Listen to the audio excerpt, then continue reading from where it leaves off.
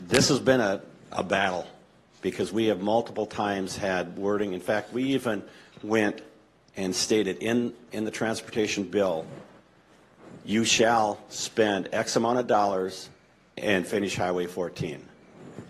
And that was vetoed, and the governor said, I will not sign a transportation bill that includes specifically designating.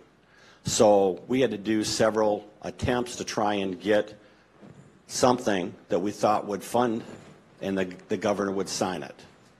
The last thing we did was go to MnDOT and say, what language do we need to make sure that this gets done? They gave us that language.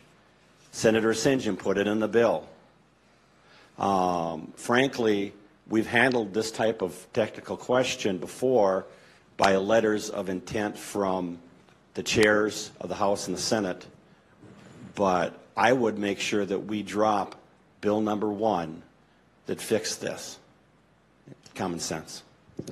Thank you for your answers. The next question is from Matt Stolley of the Rochester Post-Bulletin. Would you support putting an automatic increase on the general education formula to match the consumer price index rate of increase the previous year? I would get rid of the formula basis we've got now. I think that would be the best thing to do. I would say, what is the requirement to fund a child in Minnesota and fund that? I would look at all the special programs we have that are stuffed into the formula and are still hanging out that weren't successful. I would say every 3 to 5 years you would have to go back and look at sparsity and all the other special programs and be forced to make improvements to them and fund them how they needed to be successful, instead of throwing it into a formula. And frankly, that no matter what happens with that formula, a good example is Byron is the least funded per pupil school district in the state of Minnesota because of the way the formula is written.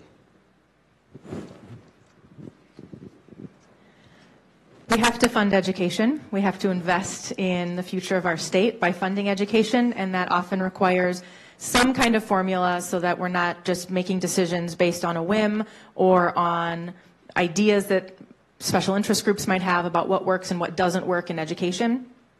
We talk to teachers, and teachers say that we need an increase in the formula funding because that is a sustainable, predictable level of funding for our schools.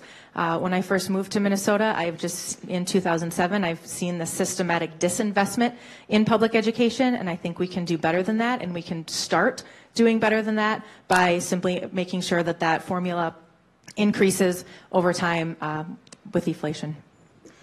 Thank you. Oh, I see a rebuttal is required. Thank you. The problem we've got in education is we are funding failure. What we need to do is fund success.